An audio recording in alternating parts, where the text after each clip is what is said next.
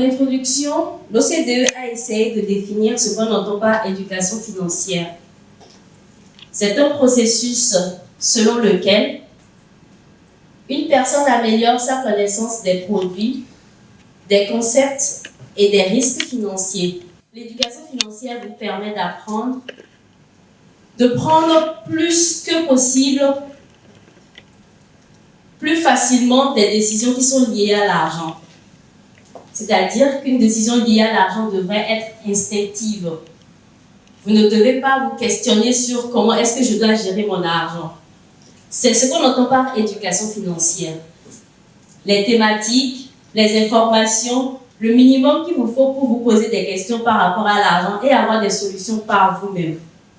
Je sais que généralement, on nous emmène à l'école, on nous dit qu'il faut chercher l'argent pour faire face à nos dépenses, mais personne ne nous dit jamais comment est-ce qu'il faut gérer cet argent-là. Donc l'éducation financière vous aide à prendre ces décisions plus facilement. On ne peut pas parler d'éducation financière sans parler de certaines thématiques. Les prix, la valeur des biens et ou des services, la monnaie, l'épargne,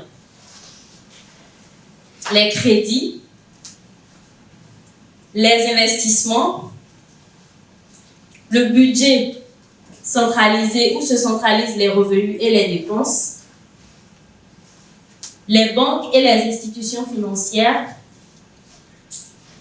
la bourse, la finance digitale qui prend de plus en plus de parts de marché, les taxes et les impôts, la finance personnelle, les assurances et pour finir la finance d'entreprise.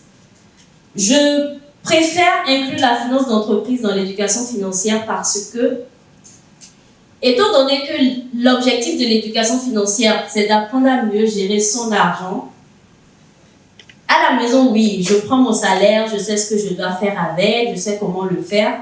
Mais quand j'ai les bases à la maison, c'est plus facile pour moi d'aller en entreprise et de savoir comment le faire. J'ai mon entreprise, je sais comment est-ce que je dois mobiliser les fonds pour atteindre mes objectifs financiers. Je comprends ce que me dit le comptable, parce que quand le comptable vient, il me dit « Monsieur, à la fin de l'année, on doit faire les états financiers ». J'ai une idée déjà de ce que c'est qu'un état financier. Je sais ce que veut dire la trésorerie. Ce n'est pas sur le terrain que je découvre en fait ce que c'est, c'est-à-dire après avoir fait un an ou deux de faillite, que j'essaie de me former ou de comprendre ce que veut dire une thématique ou une autre.